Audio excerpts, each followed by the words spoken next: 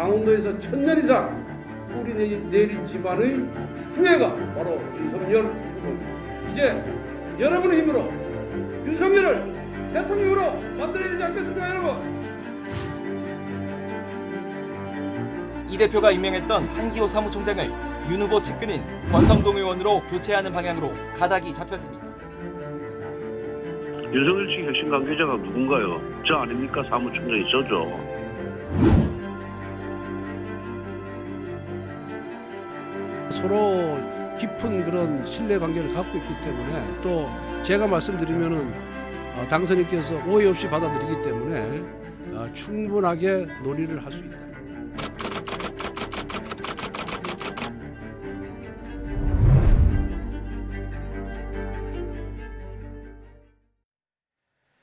국민의힘 새 원내대표의 윤석열 대통령 당선인의 최측근인 사선의 권성동 의원이 선출됐습니다.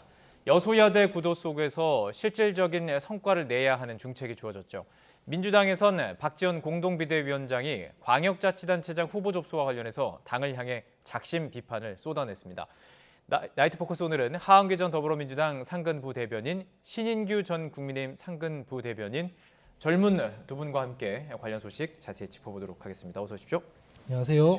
예, 제가 금요일에는 조금 젊은 평론을 듣고 싶어서 좀 젊은 분들을 모시고 있습니다. 지난주가 처음이었고 이제 신인규 대변인은 이번이 처음이고요. 또 뭐 편안하게 이렇게 방송이지만 말씀해 주시면 감사하겠습니다. 자, 첫 주제부터 얘기를 해보겠습니다. 권성동 의원 차기 원내사람탑으로 선출이 됐는데 81표, 102표 중에 81표, 그러니까 압승이에요. 네. 이 사실 이 선거 구도가 윤핵관과 비핵관이다. 조혜진 의원은 이제 비핵관으로 놓고 이렇게 봤었는데, 자, 이렇게 몰표를 했다는 것은 여권 안에서도 어느 정도 이 윤핵관 쪽을 밀어줘야 되겠다 이런 마음이 있었을까요? 예, 그렇게 해석할 수 있을 것 같고요. 권성동 의원은 대표적인 윤핵관이기도 하지만 대표적인 비핵관인 이준석 대표와의 관계도 나쁘지 않은 것으로 저는 알고 있습니다. 예. 그래서 이 결과는 보면 윤석열 당선인과 차기 정부에 힘을 실어주자 예. 이런 분위기가 국민의힘 내부에 있는 것으로 해석이 되고요. 예. 권성동 의원 뭐 말씀을 좀 강하게 하시는 편이긴 하지만 합리적으로 선을 그어가면서 여야 협상을 할 수 있는 사람으로 보입니다. 그렇게 네. 희망하기도 하고요. 현재 윤석열 당선인의 국정 운영을 함에 있어서 가장 중요한 요소가 협의입니다. 협치입니다. 예, 예. 왜냐하면은 지금 2년간 여소야대 국면이 펼쳐지는데요. 윤석열 당선인이 공약 하나 정책으로 만들려고 하면 법안으로 뒷받침이 돼야 합니다. 예. 근데 여소야대 국면에서는 여야 합의를 해야 되지 않습니까? 네, 네. 그래서 지금 무엇보다 원내대표의 역할이 중요하다. 예. 이런 시점에서 뽑힌 원내대표가 권성동 의원인데 예. 아마 역할을 잘 해낼 수 있을 거라고 저는 생각하고요. 예. 다만 한 가지만 제언드리자면 네. 유니심만 너무 따르려고 하지 말고 여야 합의를 해야 이게 성과가 나지 않겠습니까? 그래서 예. 민심을 좀 따르는 그런 원내대표가 되어주기를 기대합니다. 오늘 그래서 민심 얘기가 참 많이 나왔고, 그러다 보니까 이제 민핵관이 돼야 된다, 민심 핵심 관계자가 돼야 된다, 이런 얘기가 나온 이유가 거기 있는 것 같습니다. 자, 그렇다면 본인도 의식하고 있는 것 같아요. 그러다 보니까 할 말은 하겠다라고 얘기하지만 지금 얘기하신 것처럼 우려도 있어요. 혹 이게 과연 윤 당선인에게 할 말 할 수 있나? 직접 보신 적 있으신가요? 어떤 캐릭터인지, 진짜 좀 할 말 하는 캐릭터인지 궁금하고요. 예, 저는 권성동 이제 원내대표, 신임 원내대표를 개인적으로도 뵌 적도 있고 또 네. 많은 이야기들을 들어서 잘 알고 있습니다. 권성동 원내대표는 사실 좀 이렇게 바깥에 알려진 것은 소위 윤핵관 해서 이제 바른 소리도 못하고 이제 당선인만의 그런 심기를 경호하는 이런 걸로 사람들이 많이 알고 있는데 사실은 그렇지 않고요. 선대본 내에서도 사실 여러 가지 개혁적인 목소리 내지는 바른 방향으로 가야 된다라고 하는 그런 목소리를 많이 내셨다고 저도 전해 듣고 있습니다. 그래서 예. 대외적으로 지금 나타난 이미지와는 좀 다르게 예. 내부에서는 좀 바른 말도 많이 하시는 걸로 저는 전해 듣고 있어서 네. 또 이번에도 많은 기대가 좀 됩니다. 그래서 오늘도 그 결과를 보면 거의 80%에 육박하는 의원들의 선택을 받았거든요. 네. 그래서 이런 압도적인 지지는 사실 윤석열 당선인에 대해서 힘을 실어주고자 하는 의원님들의 그런 뜻도 있었겠지만은 예. 아무래도 제가 방금 설명드린 대로 권성동 원내대표에 대한 평소의 그런 신임 이런 것들도 저는 녹아나 있다 이렇게 예. 봅니다. 그리고 이제 권성동 원내대표도 이제 원내대표이기 때문에 사실 원내대표는 어떻게 보면 당선인의 그 집권 여당으로서 당선인의 그 정부의 연착륙을 돕는 일도 당연히 하겠지만은 예. 정부 여당 아니겠습니까? 그러니까 여당의 그런 역할을 하면서 또 야당을 상대하는 그런 전략을 짜고 또 당론을 결정하는 이제 이런 것들을 원내대표가 의원들의 대표이기 때문에 이런 일들에 대한 그 직분에 충실하지 않을까 저는 그렇게 봅니다. 그런 것도 충분히 이제 원내대표는 의원들이 선출하기 때문에 앞으로 민주당과의 관계도 충분히 생각해서 선출했을 것으로 보이는데요. 자, 그러다 보니까 앞에 놓인 과제가 참 만만치가 않습니다. 당선 직후 YTN 뉴스에 출연해서 포부를 밝히기도 했는데요. 이 내용 준비했습니다. 함께 들어보시죠. 윤석열 정부의 핵심 공약을 빨리 실천하고 또 법제화하는 것이 윤석열 정부 1기 원내대표의 책무가 아닌가 이렇게 생각을 하고 있습니다. 그래서 그런 부분에 있어서 정부와 발 맞춰서 또 야당을 설득하고 또 협조를 구해서 이러한 과제를 실천하도록 하겠습니다. 야당을 설득하고 협조할 만한 일들이 참 많습니다. 거기에 네. 또 이제 6일 지방선거까지 있기 때문에 참 많은 과제들이 당장 지금 눈앞에 있는데 어떤 게 제일 시급하고 가장 중요한 현안이라고 보세요? 뭐 인수위에도 밝혔듯이 코로나에 관한 문제가 제일 아무래도 시급한 문제겠고요. 그다음에 지금 고유가, 물가 급등 이런 문제들이 산적해 있지 않습니까? 미국에서도 지금 금리를 올린다고 해가지고 그 문제도 지금 급하게 돌아가는 면이 있고요. 네. 그다음에 부동산 문제도 아직 남았죠. 그래서 이런 복합적인 방정식을 풀어야 하는 상황에서 예. 어떤 식으로 지금 대응할지에 대한 얘기들은 조금 부족한 것도 사실이라 지켜봐야 될 필요가 있는 것 같고 이런 부분들을 다 풀려면은 결국 여야 협의를 해야 되거든요. 네. 그래서 그 부분 한 번 더 강조드리고 싶습니다.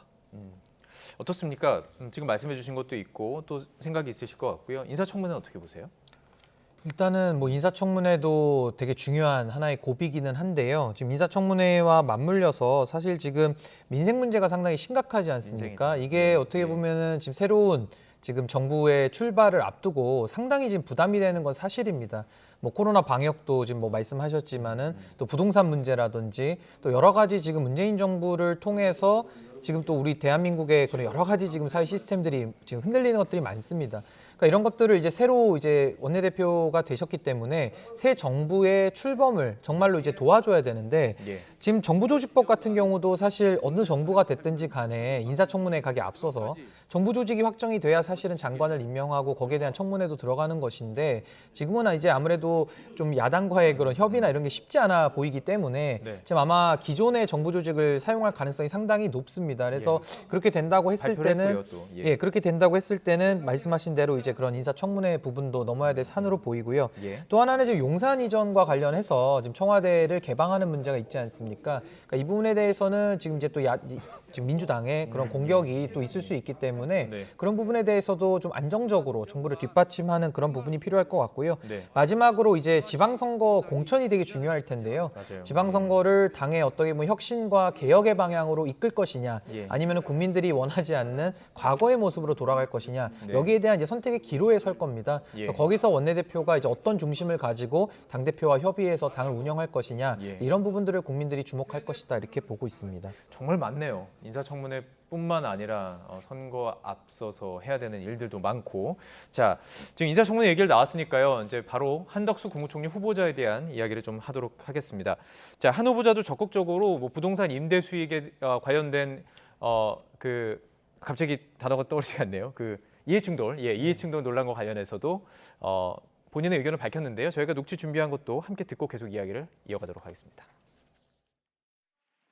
재산 형성 과정에서 이렇게 좀 이해충돌 가능성에 대해서 의혹이 좀 제기되는데 좀 거기에 대해서 좀 어떻게 생각하세요? 그거는 아마 여기서도 해명 자료가 나갔고 자료가 다 이제는 요청이 제출이 됐으니까 청문회에서 아주 성실하게 잘 설명을 드리도록 하겠습니다. 작년에요. 집중적으로 수십억 원이 예금, 정기예금이 들어갔던. 작년에? 네. 그거 혹시 저는 모르겠는데 어디 그런 게 있었는지. 아마 이제 은행 간에 뭐 금리 차도 많이 나고 하니까 은행마다 뭐 조금씩 그런 이동은 있었겠지만 뭐 전체적인 트렌드로 보시면은 뭐 별로 다른 게 없을 겁니다. 하여튼 저희가 충실하게 청문회에서 해명하도록 하겠습니다. 자, 반복해서 하는 이야기가 뭐냐면 이제 충실하게 인사청문회를 통해서 밝히겠고 충실하게 하면 뭐 의원들도 이해할 거다 이런 식으로 지금 계속 이야기를 하고 있습니다. 자, 부동산 문제 중에서도 특히 이 이해 충돌 관련 문제가 점점 좀 더 집중되는 양상인데요. 어떻게 이 부분 바라보고 계신지요? 민주당 집권 시기에 국민의힘 혹은 국민들로부터 가장 비판받았던 지점이 뭐냐면 고집불통, 내로남불 뭐 이런 부분일 겁니다. 앞에 신인규 부대변인도 잘 아실 텐데 예. 그런 부분들을 저희가 지적을 많이 받았고 일부 저는 인정하는 부분도 있어서 내부 비판도 많이 했습니다. 이번에도 그 기준으로 바라보는 게 중요할 것 같은데요. 저희가 청문회를 하는 이유를 한번 살펴볼 필요가 있을 것 같아요. 청문회를 할 때 후보자의 도덕성을 검증하는 이유는 그게 그 후보자가 선량하게 살아왔는지를 검증하고 선량하게 살아왔으면 상을 주는 게 아니라 국무총리 정도 되면은 권력을 갖습니다. 특히 윤석열 당선인 같은 경우에는 책임장관, 책임총리 이런 얘기까지 했기 때문에 힘이 많이 실릴 거란 얘기죠. 그러면 그 힘을 어떻게 사용하는지를 가늠하기 위한 가늠자로서 청문회를 해보는 거거든요. 예. 그래서 만약에 여기에서 이해충돌 같은 게 나왔을 경우에는 네네. 이 권한을 본인이 사적으로 쓸 수도 있는 것이고 또 잘못 남용할 수도 있는 거기 때문에 철저한 검증이 필요한 것이고요.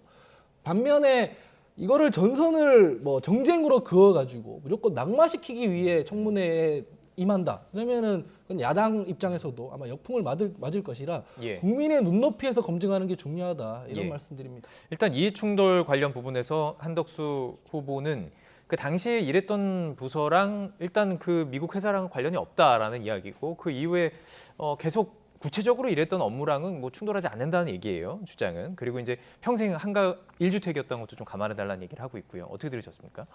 일단은 뭐 이해 충돌에 대한 부분은 좀 예. 판단이 굉장히 좀 어려운 것도 사실입니다. 그러니까 어떤 부분이 이해 충돌의 범위에 들어가느냐, 아직도 이게 물론 법제화가 지금 돼가는 과정이긴 하지만은 명확한 기준을 걷기는 참 어렵습니다. 예, 예. 근데 이번에 뭐 논란에 뭐 여러 가지 포인트가 있겠지만은 뭐 김앤장 근무했다라는 부분, 이제 그런 부분들을 국민들께서 어떻게 생각하실 것이냐, 마치 이제 김앤장 공화국이 된다는 예. 그런 우려가 있으실 테고, 그건 이제 뭐 민주당 정부 시절에도 사실 김앤장 출신 인사들이 많이 들어갔습니다. 그래서 네. 이런 것들이 뭐 여야를 넘어서서 국민들이 가지고 계신 우려의 한 부분일 것이고, 그리고 이제 고액 연봉이죠. 사실 고액 연봉에 대해서는 국민들의 이제 법감정의 그냥 정서적인 문제일 텐데 이제 이 부분에 대해서는 좀 따져볼 것이 예. 그만큼의 정말 기여를 했기 때문에 그런 전문성과 노력에 기한 만약에 연봉이라고 한다면은 그건 뭐 누가 나무랄 수는 없을 겁니다. 그러나 그런 것이 아니라 정말 일을 한 게 없는데 거기에 대한 고액 연봉을 받았다고 한다면은 변호사시잖아요. 그만큼 이게 수익을 벌어들이는 과정들이 있는지도 궁금합니다. 그러니까 이제 예를 들면 이런 거죠. 뭐 대기업 사건을 한다든지 여러 가지 그런 파이가 큰 사건을 했을 예, 때는 예. 사실 난이도도 높고 여러 가지 어려운 부분도 있기 때문에 뭐 전문성에 따라서는 그런 고액 연봉을 받을 수도 전 있다고는 봅니다만은 예. 이제 그런 것들이 지금 청문회에 왔을 때는 과연 합당한 노력을 하고서 받았냐 이 부분을 검증을 해야 될 것 같고요. 네네. 그리고 지금 이제 재산이 40억 이상이 좀 올라갔다 그래요. 그래서 이런 10년 것들이 만에. 국민들이 보시기에는 조금 이런 정서적인 좀 박탈감도 좀 느끼실 수 있고 해서 이 부분에 대해서는 조금 고민이 필요한 것 같고 예. 다만 저는 이제 이분이 가지고 있는 국무총리로서의 업무적인 경험이라든지 그런 경륜에 대한 부분은 아무래도 국민들께서 높이 평가하시리라 봅니다. 예. 아무래도 윤석열 당선인이 가지지 못한 그 정부에 대한 어떤 경험 부족 이런 것들을 네. 한덕수 총리가 많이 총리 후보자께서 많이 또 보완할 수 있는 부분이 분명히 있는 것이기 때문에 네. 이 부분에서 어떻게 보면 국제 청문회가 좀 너무 인신에 대한 그런 뭐 공격적인 검증으로만 가는 것이 아니라 예. 업무적인 능력에 대해서도 좀 검증이 필요하고 예. 미래적인 비전도 좀 검증을 한다면은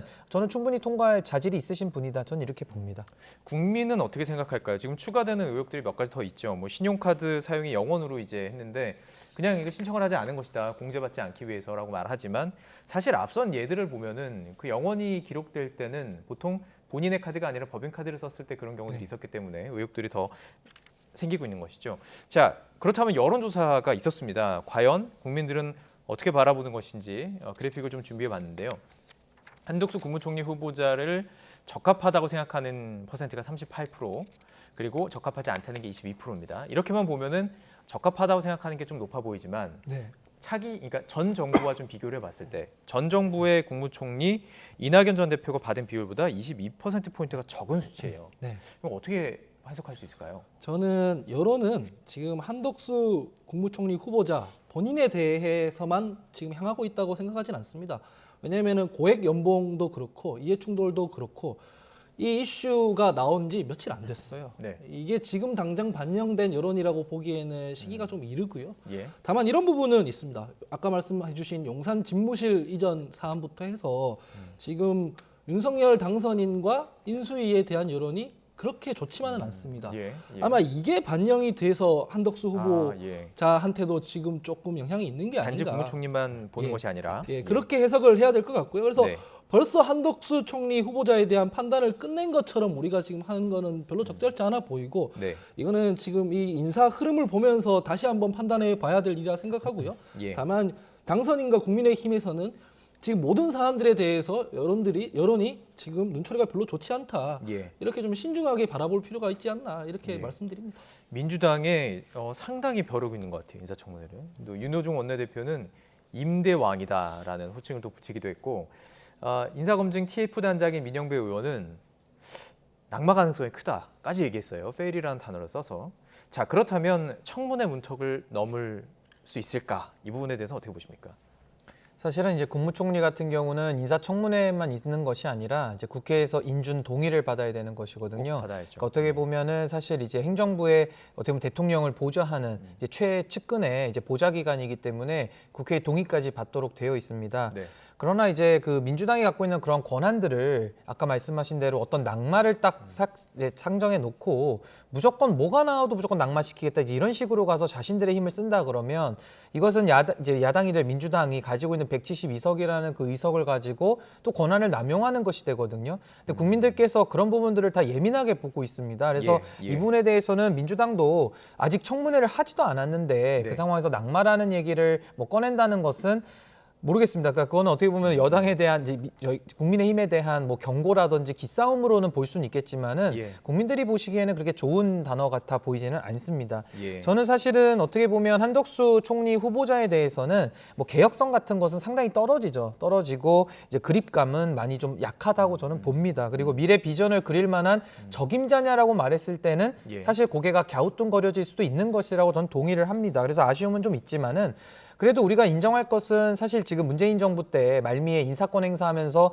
또 왈가왈부 있지 않았습니까? 저는 그래도 현직 임기 때까지는 대통령의 권한이라고 저는 보거든요. 그렇다면 이 후보 지명에 대해서도 총리 후보 지명에 대해서도 이건 마땅히 대통령의 인사권인 겁니다. 그러니까 예. 당선인의 권한을 행사하는 거기 때문에 여기에 대해서는 누가 이렇게 뭐 왈가왈부를 하거나 적합하다 부적합하다 얘기하기는 너무 좀 이르고요. 예. 일단 청문회를 통해서 대통령의 권한 행사를 존중하는 가운데 예. 만에 하나 문제가 발생이 되면 그건 또 의회에서 표결로서 그거는 정리가 될 수 있는 부분입니다. 그러니까 예. 이 부분에 대해서는 너무 기싸움적으로 할 것이 아니라 국가의 미래를 좀 걱정하면서 예. 새 정부의 출범을 좀 냉정하게 바라보는 것이 필요하다. 저는 이렇게 봅니다. 어제 나온 저도 평론가들 동의하는데 저희가 말씀하세요. 인사청문회나 검증을 하는 이유가 낙마시키기 위함 혹은 뭐 강행하기 위함은 아니잖아요. 다 국민의 어떤 도움을 위해서 하는 건데 이거를 너무 정쟁으로 끌고 가면은 초기부터 아마 되게 아수라장이 벌어질 거다. 그래서 지금 곧 야당이 될 민주당에서도 언론에서 낙마 얘기부터 하는 것보다 그 얘기하기 전에 청문회 준비를 꼼꼼히 하면 될 것이고요. 그래서 청문회에서 문제가 드러나면 여당에서도 그걸 받아들이겠죠. 예. 그렇게 진행하는 게 건강해 보입니다. 그러니까 어제 평론가 두 분도 말씀하시는 게 좀 너무 이른 것 같다라는 해요. 이런 단어들이 나오는 것이 아직 지금 인선이 마무리되지도 않았고 앞으로 이제 검증을 받아야 될 대상들 많기 때문에 좀 이른 것 아니야 이런 얘기가 나오는 상황입니다. 그렇기 때문에 이제 권성동 신임 원내대표 해야 될 일이 참 많은 것으로 또 보이고요. 자, 이제 또 시선을 조금 옮겨보도록 하겠습니다. 지방선거 쪽으로 좀 가볼 텐데요. 윤석열 대통령 당선인이 다음 주부터 대구 경북을 시작으로 지역 순회에 나서게 되는데 이때 박근혜 전 대통령 방문이 성사될지 관심이 쏠리고 있습니다. 그 이유가 이제 지방선거와 맞물려 있는 것인데요. 일단 그 준비한 녹취 함께 듣고 이야기 나눠보겠습니다. 1박 2일 일정으로 대구 경북부터 방문을 하고 순차적으로 지역을 순회할 예정입니다. 그 부분도 검토를 당연히 하고 있지만요. 확 결정된 바는 전혀 없고요. 당선인께서 방문하시려면 한 하루 이틀 전에는 이제 통보가 있지 않겠냐. 당선인께서도 일정이 바쁘실 거고 또 대통령께서도 건강이 조금 그러시니까 그래서 뭐 제 개인 생각에는 한 30분 정도 이내로. 자, 우선 윤 당선인이 지역 순회 첫 방문지로 대구 경북을 선택을 했습니다. 이게 뭐 의도가 있는 것인지 아니면 뭐 상징하는 뭐가 있는 것인지 아니면 정말 뭐 박근혜 대통령 때문에 가는 것인지 궁금하고요.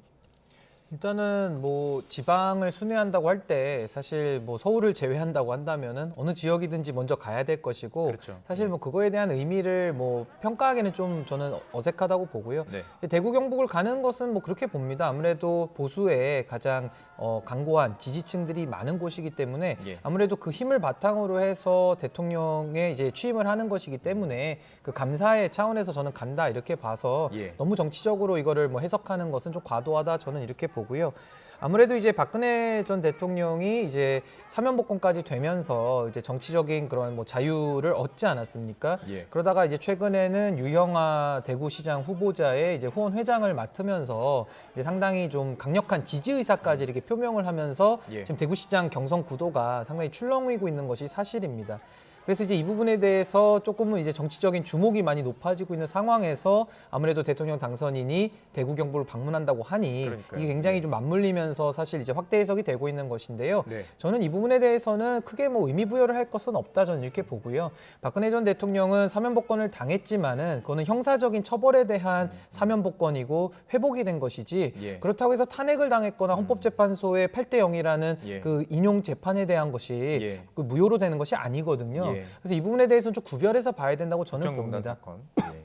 그렇습니다. 자, 그렇다면 만남이 성사될지도 관심인데 만남을 넘어서 이런 얘기까지 나와요. 윤 당선인 취임식에 혹시 직접 초청하는 것 아니냐. 그럼 그 장면도 상당히 이제 언론에 집중이 될 수밖에 없고요. 그런 얘기도 나오고 있습니다. 저는 뭐 만나는 거나 초청하는 거나 초청은 이미 뭐 했다고 얘기를 하더라고요. 그 언론 통해서 이미 할 것이라고 밝혔다고 저는 알고 있는데 네. 그것 자체만 가지고 비판하기에는 조금 뭐 과한 게 아닌가 싶고요. 다만 이런 말씀은 드리고 싶습니다. 우리가 어떤 공사를 할 때 골격을 세우고 그다음에 살을 입히고 마지막에 마감을 하잖아요. 미장을 하잖아요.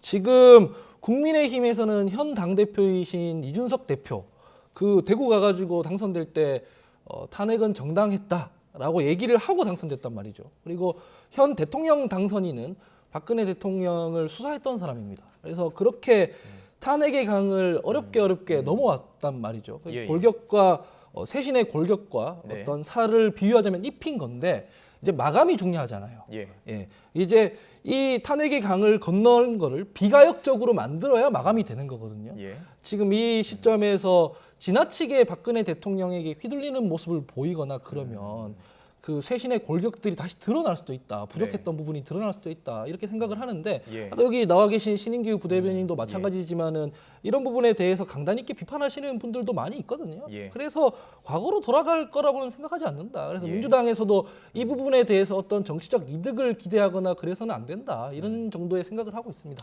예, 알겠습니다. 자, 그런 상황 속에서 박근혜 전 대통령의 영상 메시지가 오늘 화제가 됐죠. 대구시장 출마를 선언한 유영하 변호사를 지지하는 영상 메시지인데요. 이것도 함께 보고 오시죠. 저를 알던 거의 모든 사람이 떠나가고 심지어 저와의 인연을 부정할 때에도 흔들림 없이 묵묵히 저의 곁에서 힘든 시간을 함께 참아냈습니다. 제가 이루고 싶었던 꿈은 다 이루지 못하였지만 못다한 이러한 꿈들을 저의 고향이자 유영하 후보의 고향인 이곳 대구에서 유 후보가 저를 대신하여 이루어 줄 것으로 저는 믿고 있습니다. 공개 행보를 할까라는 질문을 한번 드린 적이 있었는데 쉽지는 않을 거다 그랬었지만 이렇게 바로 공개 행보를 했습니다. 그리고 유튜브를 통해서 지지 의사를 밝혔는데 자, 이제 지방선거, 그러니까 정치적인 해석으로 좀 이제 들어가 보겠습니다.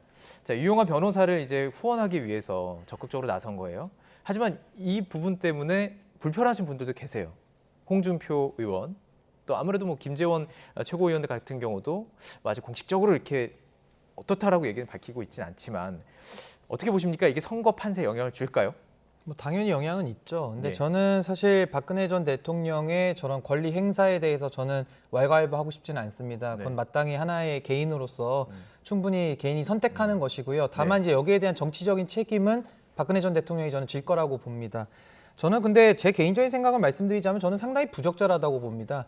왜냐하면 탄핵이라는 대한민국 초유의 사태를 일으킨 장본인이고 거기에 대해서는 사법부에서도 인정을 했고 또 헌법재판소, 본인이 임명한 헌법재판관들이 탄핵 심판에 대해서 이미 인정을 한 사안이거든요. 근데 거기에 대해서는 어떠한 사과도 없이 이렇게 정치 행보를 제기한다라는 것은 상당히 저는 부적절하다라고 저는 평가를 합니다. 네. 그리고 또 하나는 보수에 대한 보수 자멸, 거기에 대한 가장 큰 책임이 있다고 저는 보거든요. 예. 그래서 이 부분에 대해서는 반성과 성찰이 너무 부족하기 때문에 부적절하다는 것이고요. 예. 사실 문재인 정부가 5년 동안 너무 못했죠. 너무 못했기 때문에 국민들이 5년 만에 정권을 갈아버렸습니다. 갈아치웠습니다.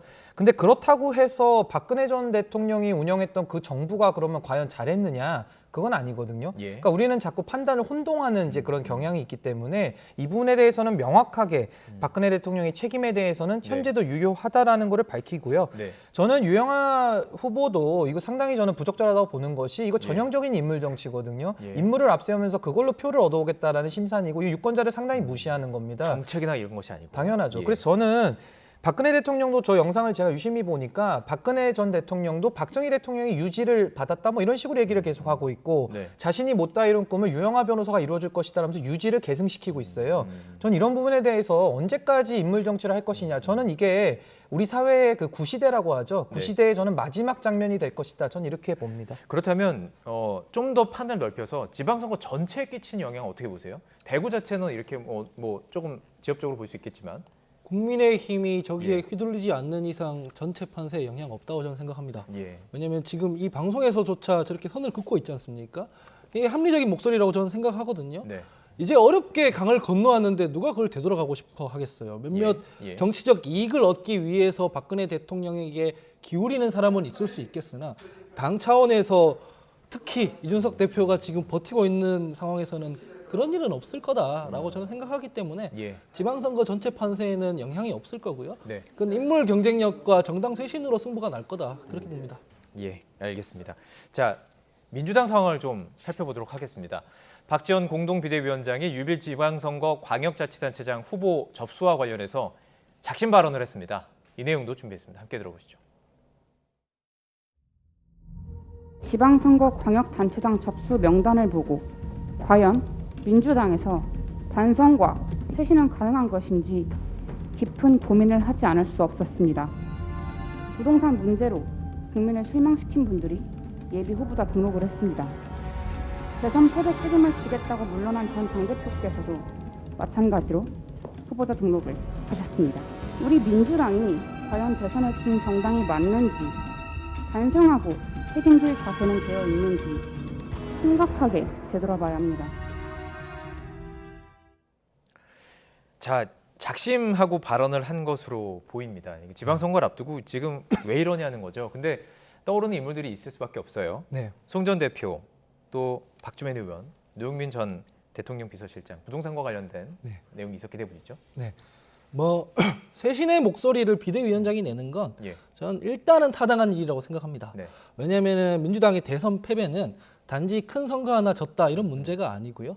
지난 몇 년 동안 일련의 흐름이 누적되어 온 결과거든요. 예. 근데 그게 단순히 부동산 하나 이것 때문이 아니라 각종 여론조사나 국민 의견을 청취해 보면 뭐 부동산, 내로남불, 권력형 성범죄 그리고 시대 흐름의 변화나 청년층에 대한 몰이해 뭐 이런 것들이 쌓이면서 심판을 받은 겁니다. 그런 평가가 있는 게 사실입니다. 그래서 네. 이 상황에서 하던 대로 계속 하자 이렇게 하면 그건 계속 심판받자는 얘기밖에 안 되거든요.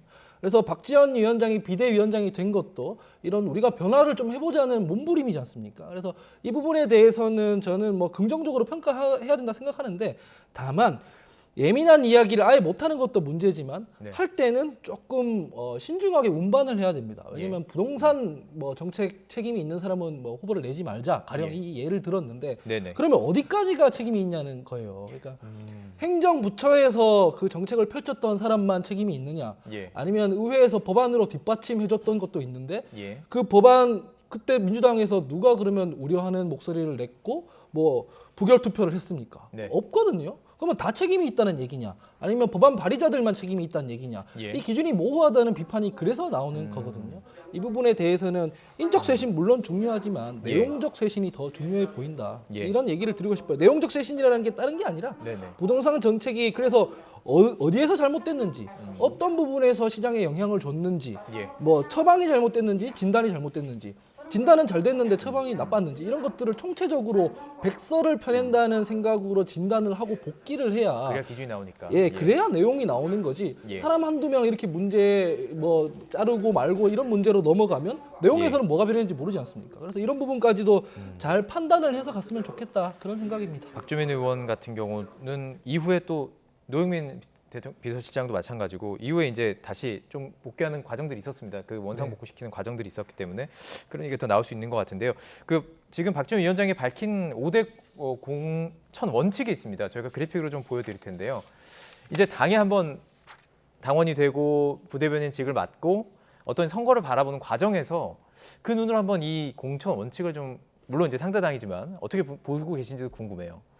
일단은 뭐 저 5가지 기준만 이렇게 보면 사실 하원기 대변인 말씀처럼 너무 모호하죠. 모호하고 국민들이 저 원칙에 대해서 그러면 도대체 어떤 공천의 그림을 그리는 것이냐. 너무 뻔한 얘기 내지는 너무 모호한 얘기만 하고 있거든요. 그러니까 그건 바로 컨텐츠가 없기 때문에 그렇습니다. 그러니까 그 부분에 대해서는 뭐 민주당도 이 부분은 이제 민주당의 선택으로 공동 비대위원장을 세웠기 때문에 뭐 감수해야 될 부분이고 국민들이 정치적으로 저는 판단할 것이라 이렇게 보고요. 저는 민주당도 저는 건강해지기를 바랍니다. 저희 이제 국민의힘 같은 경우도 사실 많은 비판이 있고 지금도 우려가 많은 것도 사실입니다. 과거로 돌아가지는 않을까. 이 불가역적인 개혁이라는 것이 정말 불가능한 것인가. 이런 것들을 많이 고민하게 만들거든요. 그런데 이제 지금 정치를 오래 하신 분들은 사실 이런 고민이 전혀 없죠. 지금 이 상태가 더 편하거든요. 근데 저는 민주당도 그 뼈저린 몸부림이 있기를 바랍니다. 그래야 이 한국 정치가 전체적으로 좋아질 수 있고 서로가 선의의 경쟁을 하는 것이거든요. 근데 지금 민주당도 이렇게 가만히 보면요. 지금 경기도지사 후보 나오시는 분들도 인터뷰를 이렇게 듣고 있으면은 내용이 정말 인물 정치라고 평가절하하지 않을 수가 없습니다. 다 이재명 상임 고문을 지키기 위해서 나가겠다는 말을 정말로 방송 나와서 해요. 그러니까 이런 것들에 대해서는 유영아 후보가 제가 아까도 뭐 강하게 비판을 했지만은 그거와 뭐가 다른지 저는 정말 모르겠고요. 이번에 저는 책임 정치의 전형을 보면서 저는 칭찬하고 싶습니다. 최재성 의원 같은 경우는 뭐 실현과 그 영광의 시간을 안고 퇴장하겠다 이렇게 말씀을 하시거든요. 어떻게 보면 좀 이런 모습들, 그러니까 책임 정치의 복원이라고 할 수 있는데 정치라는 것이 책임을 전제하지 않으면은 책임을 졌는데도 져야 함에도 불구하고 반성과 성찰이었고 또 출마하고 또 출마하는 이런 상습성 출마가 비일비재하게 되면은 그럼 도대체 정치 발전과 혁신은 없는 겁니다. 그래서 송영길 대표 같은 경우는 이번에 어떻게 보면 1월 25일에 총선 불출마 선언을 하셨거든요. 근데 이번에 또 지방선거는 나간다고 합니다. 그럼 당시 총선 불출마라는 뜻은 정말로 총선만 안 나가겠다는 얘기였고 지방선거나 모든 선거는 그럼 나가겠다는 뜻이었느냐. 좀 이런 반문이 안 들 수가 없고요. 패배한 당대표, 그러니까 어떻게 보면 대선을 졌던 당대표가 한 달도 성찰을 안 한 채 또 선거에 나간다라는 것이 과연 어느 국민이 동의를 하겠습니까? 이건 여야를 떠나서 저는 비판받아 마땅하다고 봅니다. 자, 민주당의 공천 원칙에 대해서 말씀해 주셨으니까요. 국민의힘 공천 과정도 사실 얘기가 있습니다. 뭐 같은 지역구에서 몇 선 나오면 안 되고 이런 부분들 반발하는 사람도 있고요. 이 과정 지켜보는 과정도 한번 여쭤보겠습니다. 공천이라는 게 원래 그렇습니다. 지금 비판을 많이 했는데 사실은 비판하려고 마음먹으면 얼마든지 할 수 있는 부분입니다. 시험 쳐서 공천한다 이 얘기를 하니까 지역에서 지역에서 활동 안 하고 독서실 다닌다는 얘기까지 있거든요. 근데 정치인의 본령이 아니지 않습니까, 그게. 그래서 공천에 관련해서 비판을 하려면 얼마든지 비판을 할 수 있는데 저희 같은 경우에는 지금 청구서를 지불하고 있는 중이에요. 이를테면은 청년 공천 이런 부분들에 대해서는 저희가 아까도 제가 말씀드렸다시피 청년에 대한 몰이해가 있었기 때문에 평소에 청년들을 좀 키워낼 수 있는 정당 시스템이 있었으면 이런 공천 억지로 할 필요가 없죠. 그렇죠. 근데 그게 없었기 때문에 지금이라도 앞으로 내세우는 건데 뭐 여기에 대해서는 결과를 보면서 판단하면 될 것 같고요. 그다음에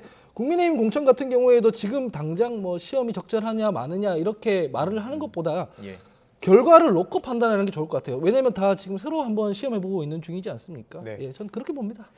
알겠습니다. 자, 이제 또 주제를 좀 바꿔보도록 하겠습니다. 조국 전 법무부 장관이 부산대와 고려대를 나온 딸 조민 씨에 대해서 일단 입학이 취소됐잖아요. 이것과 관련해서 SNS에 글을 올렸습니다. 윤 당선인을 향해서 직격탄을 날렸어요. 이제 만족하냐 이렇게 묻고 싶다라고 말했고 당선인 측에서는 이제 배현진 대변인이 그거 왜 우리한테 묻느냐 이렇게 말을 했습니다. 이 과정을 어떻게 보고 계신지도 궁금하고요. 어떻게 보고 계십니까? 뭐 조국 전 장관 같은 경우는 사실 민주당 대선 패배의 첫 단추를 제공하신 분이죠. 그러니까 내로남불이라는 그 프레임을 어떻게 보면은 창조하신 그 장본인이시고 네. 사실은 이 지금 조민 씨에 대한 이 문제 때문에 대한민국이 거의 한 2년 정도 홍역을 앓지 않았습니까? 그럼에도 불구하고 지금 조국 전 장관은 뭐 이렇게 해서 뭐 시원하냐 뭐 이런 식으로 지금 반문하는 듯이 저렇게 말을 하는 걸 보면은 여전히 반성에 대한 태도는 전혀 없다. 상당히 그분이 저는 안타깝습니다. 이미 대법원에서 정경심 교수에 대해서 징역 4년을 선고하고 거기에 대해서도 조민 씨에 대해서 그런 서류들이 위조가 됐고 그것이 이제 업무방해가 된 거 아니겠습니까? 네네. 그렇게 보면은 많은 똑같은 출발선에서 뛰지 못하는 수많은 수험생들의 가슴에 피눈물을 흘리게 만들고 상대적 박탈감을 준 것이거든요. 우리나라에서 교육에 대한 문제가 얼마나 예민합니까? 부동산보다 어떻게 보면 더 예민할 수 있거든요. 근데 거기에 대해서 많은 분들에게 다수에게 상처를 줬다는 거에 대해서도 아직도 반성이 없구나. 그러니까 이 부분에 대해서는 뭐 참으로 저는 애석하다 이렇게 보고 싶습니다. 그 조국 전 장관은요. 그리고 이제 윤석열 정부에게 고위공직자들에게도 똑같은 기준을 적용해달라 요구하기도 했습니다. 떠오르는 인물이 있습니까 혹시? 이제 지금 뭐 조각 내용에 거론되는 인물 중에서 뭐 자녀 관련해서 혹시 뭐 나경원 전 의원을 겨냥할까요? 지금은 뭐 누굴 겨냥해서 말했을 것 같지는 않고요. 이를테면 뭐 조국 장관 뭐 이제 자연인이니까 뭐 페이스북에 글을 쓴다거나 뭐 법률적으로 대응한다거나 이거는 뭐 신인규 대표님도 변호사니까 아시다시피 그냥 그분의 권리입니다. 그냥 권리를 행사하는 거고요. 뭐 법적 판결이 났다고 해서 그걸 다 받아들인다 이게 아니잖아요. 뭐 소송도 할 수 있고 항소도 할 수 있고 그런 거니까 그건 그분의 권리인데 이거를 정당 차원에서 민주당이 너무 휘둘리거나 뭐 그래서는 좀 곤란할 것 같다 이런 생각이 먼저 정당 들고 차원에서 말이 나오고 있지 않나요? 그래서 지금 제가 말씀드리는 겁니다. 그렇게 안 했으면 좋겠다는 생각을 먼저 드리고요. 그다음에 청문회는 아까 말씀드렸다시피 꼼꼼하게 준비하면 됩니다. 이를테면은 조국 장관에게 했던 그 기준 그대로 하자라는 말에 국민의힘이 동의 안 할 리가 없지 않습니까? 국민의힘에서 이미 그렇게 청문을 진행했는데 근데 반면에 그거를 핑계로 대면서 억지를 부리면 그것도 국민들이 다 보고 있습니다. 결국 역풍을 맞을 거다 이런 말씀을 드리고 반면에 조국 장관에게 준하게 그 인사청문을 했는데도 불구하고 국민의힘에서 만약에 잣대를 옮겨가지고 대응을 한다면 그건 그것대로 또 국민의힘과 윤석열 정부의 부담이 될 것이기 때문에 그냥 합리적으로 인사청문을 잘 준비하고 우리도 조국의 강을 건너자 이렇게 말씀드리고 싶어요. 저는 이 부분에 대해서 조금 한 말씀만 드리고 싶은데 사실 정치권의 사안은 좀 예민한 게 많습니다. 그래서 이런 위법성이라는 것이 시대가 흐르면서 조금씩 강화되는 경우가 있거든요. 그러면서 사실 정치인들이 의혹에 휘말리면서 억울한 일을 당하는 경우도 좀 있습니다. 근데 저는 조국 전 장관 사안에 대해서는 전혀 이거는 그런 케이스가 아닌 것이요. 이것은 동서고금을 막론하고 범죄인 겁니다. 그러니까 명백하게 범죄를 저질렀어요. 근데 범죄를 저질렀는데 범죄에는 여야도 없고 일반 시민과 정치인도 없는 것이거든요. 죄를 죄라고 얘기하는 것인데 거기에 대해서 오히려 뭐 모범까지는 바라지도 않겠습니다. 죄를 졌는데 그게 발각이 돼서 재판까지 받았거든요. 확정도 났습니다. 근데 거기에 대해서도 반성을 안 한다는 것은 일반 범인들도 다 죄를 짓고 뭐 살죠. 재판도 받고 하는데 다 반성하거든요. 근데 그런 거에 대한 게 전 없다는 게 정말 장관까지 지내신 분이 맞느냐 이런 부분에 대해서는 좀 아쉬움이 많이 남습니다. 알겠습니다. 자, 오늘 조금 속도를 낸 이유가 이제 마지막 주제를 꼭 다뤄야 될 것 같아서 이 뉴스가 점점 좀 커지고 있는 부분이 있기 때문에 좀 속도를 냈습니다. 자, 대검찰청이 민주당이 추진하는 이제 뭐 검수완박이라고 부릅니다. 그러니까 수사권을 박탈하는 거예요. 지금까지 뭐 유례 없이 그 검사 측의 수사권, 기소권, 공소권이 다 있었기 때문에 수사권 자체를 지금 빼는 부분에 대해서 법안은 이미 발의가 됐고 지금 약간의 움직임이 있었던 거예요. 이 소관 상임위에서의 약간 사보임이 있었기 때문에 검찰에서 지금 강하게 지금 반대하고 있는 건데요. 어떻게 보십니까? 일단 이 검수 완박에 대해서 어떻게 생각하시는지 궁금해요. 검찰 수사권 조정 그리고 공수처 설치 여기까지가 문재인 대통령표 검찰 개혁입니다. 사실상 문재인 대통령이 검수완박까지 주장했던 것은 아니었다고 저는 알고 있습니다. 딱 요 정도 수준의 검찰 개혁을 처음에 공약으로 했고 지금 이뤘다고 저는 생각을 합니다. 그래서 사실 우리나라에서 검찰이 마냥 공정한 기관이다 이렇게 생각하는 사람 없을 거라고 저는 생각하거든요. 그래서 개혁은 필요했던 건데 두 가지 점에서 조금 더 고심을 해야 된다고 생각하는 게요. 네. 아까 말씀드렸다시피 이미 문재인 대통령이 공약했던 그 검찰 개혁은 어느 정도 성과를 그것도 어렵게 냈습니다. 네. 근데 일각에서는 민주당이 검찰 개혁에 실패했다, 애매하게 했기 때문에 대선에서 패배했다 이런 얘기를 하는 경우가 있는데 이런 경우에는 지지자들이 그런 얘기를 하셔도 민주당 의원들은 설득과 설명을 통해서 네. 조금 논의를 정돈해야 됩니다. 지지자분들이 그렇게 요구한다고 해서 맞아 우리는 검찰개혁 못했지 이렇게 예, 반응한다면 실제로 했던 성과까지도 우리가 후퇴하는 것처럼 보이는 예. 그런 효과가 날 수 있거든요. 그래서 예. 검찰개혁 우리가 못했습니다라는 말만 하지 말고 어느 정도 했는지에 대한 어떤 홍보도 필요하다라는 말씀 먼저 드리고요. 둘째는 여러 비판들이 지금 나오고 있는 것처럼 지난 5년 동안 이 정도 했거든요. 예. 근데 50일 동안 급하게 해서 처리한다? 이거 제가 봤을 때 현실성이 없는 내용인 것 같아요. 그래서 검찰개혁, 검찰 수사, 검수완박이 필요하다면 그걸 국민들한테 설득시킬 수 있는 다른 어떤 지점이 필요해 보인다라는 게 두 번째 지점이고 예. 그다음에 마지막으로 검찰에서도 고민을 좀 해야 되는 부분이 있는데 예. 수사와 관련해서는 사실 지금 바람이 불기도 전에 풀이 눕는다 이런 표현이 심지어 보수 언론 통해서도 나오고 있거든요. 지금 코드 맞추기 수사라는 비판들이 이제 나오고 있는 부분 때문이에요. 그래서 네. 뭐냐면 죄가 있으면은 철저하게 수사를 해서 예. 엄정하게 처벌해야 되고 책임을 지워야 되는 게 맞지만 또 코드 수사로 오해받을 일을 검찰이 굳이 해서 좋을 건 없지 않겠습니까? 네. 이를테면은 검수완박을 통해서 그게 해결되는 문제도 물론 아닙니다. 예. 경찰이 어제도 보니까 김건희 여사 도이치모터스 주가 조작 관련해서는 제대로 설명도 안 하고 김혜경 여사의 법인카드 관련해서는 길게 브리핑도 하고 그랬는데 예. 물론 이게 법인카드 예. 수사하지 말라는 게 아니고요. 네. 검찰개혁 이야기가 진짜 힘이 빠지려면 예. 권력기관들이 예전과 달라졌다는 걸 보여줘야 됩니다. 네네. 그러니까 기계적 중립이라도 지켜야 되고요. 그다음에 정치적 독립을 하고 있다는 걸 명확하게 보여주려면 코드 수사 이런 것도 하지 말아야 되고요. 예. 그래서 최근의 행보가 우려스럽기 때문에 이게 지금 반대급부로 나오는 게 있다. 그래서 네. 여당과 지금 현재로서 여당인 민주당의 어떤 행보와 예. 검찰 양 둘 다 지금 약간 우려스럽게 보고 있는 부분이 있다는 말씀드립니다. 예, 지금 아마 내일 뉴스 아마 상당히 세게 이제 아침에 이제 회의도 각 당에 있을 것이고 이것과 관련해서 분명히 브리핑이 있을 것이고 각 의원들도 상당히 목소리를 높일 것이고 상당히 세게 이제 충돌할 것으로 저는 예상을 하는데 자 지금 말씀해 주신 것처럼 검찰 측에 밝힌 그 입장문들을 좀 봤더니 검찰 개혁에 대한 부분에 대해서는 마지막에 살짝 넣긴 했습니다. 근데 검찰 스스로 개혁에 대한 대안도 없는 것이 아닌가라는 의문도 들었었거든요. 혹시 보셨습니까 그 내용? 네, 저는 사실 이 부분에 대해서 그 검찰 개혁이라는 것이 네. 사실 국민을 위한 것이냐 저는 아니라고 보거든요. 사실 민주당의 집권을 위한 하나의 수단으로 저는 보입니다. 계속 검찰 개혁만을 시그니처로 팔았거든요. 근데 결국은 지금은 이제 사실 언론에 나와서도 민주당 쪽에서 나온 패널들도 자신들도 검찰 개혁이 실패했다고 그래요. 근데 이거 너무 허무하지 않습니까? 그렇게 5년 동안 검찰 개혁 얘기했고 검찰만을 가지고 얘기했던 그룹에서 이제서 실패했다. 이렇게 해버리니까 뭔가 책임을 인정해서 뭐가 좀 반가운 것이 아니라 너무 허탈한 겁니다. 물론 원인에 대한 해석은 다르지만. 네, 예. 그래서 저는 사실 검찰 수사권의 박탈을 통해서 우리가 보셨던 것이 라임과 옵티머스 사건이 결국 수사가 안 이루어졌고요. 예. 그다음에 이제 화천대유 사건, 이재명 상임고문과 관련된 이 사건들이 다 지금 검찰 수사가 이루어지지 않고 있거든요. 예. 그러니까 검찰 개혁이 이렇게 실패했다라는 것을 자명하게 보여주는 것이고요. 사실 어떻게 보면 민간에서 가장 그 수사력이 필요한 부분이 사기죄, 배임죄, 횡령죄 같은 재산범죄입니다. 예. 근데 이 부분에 대해서 사실 지금 검찰개혁이라는 검수완박을 통해서 검찰이 갖고 있는 그런 수사권, 그럼 사실 범죄자들이 불편하거든요. 근데 지금은 수사권을 약화시켰기 때문에 범죄자들이 좋은 세상이 됐어요. 범죄자들이 오히려 더 편해진 겁니다. 예. 이게 정말 말이 안 되는 세상이 이루어진 것이고 또 하나는 검찰이 수사 얼마나 잘했습니까? 물론 저는 좀 이따가는 비판점도 말하겠습니다만 검찰이 얼마나 수사 잘했냐? 국정농단 사건 검찰이 수사해가지고 윤석열 총장이 중원지검장 때 그 공로로 검찰총장이 됐어요.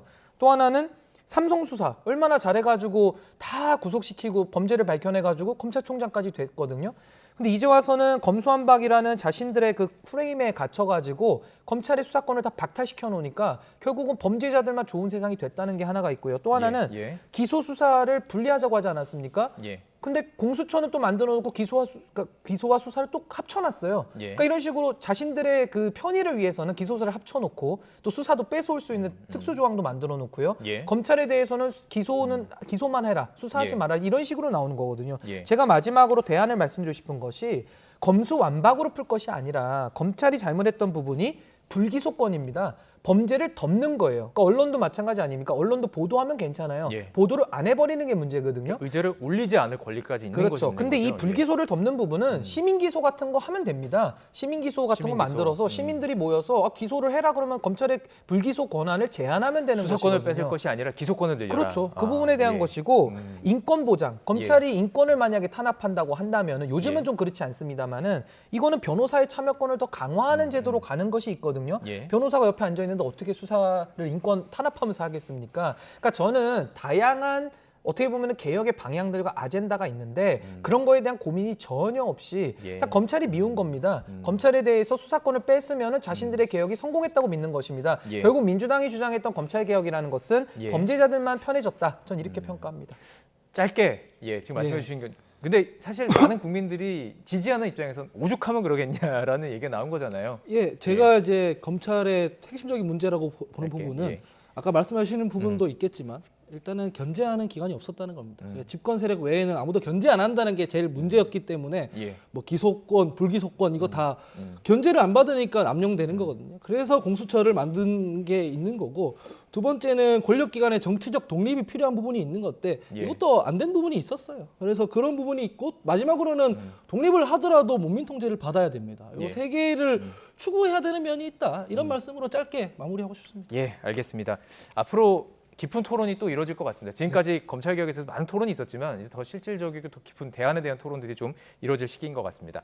하원기 전 더불어민주당 상근 부대변인, 신인규 전 국민의힘 상근 부대변인과 함께 얘기 나눠봤습니다. 고맙습니다. 감사합니다.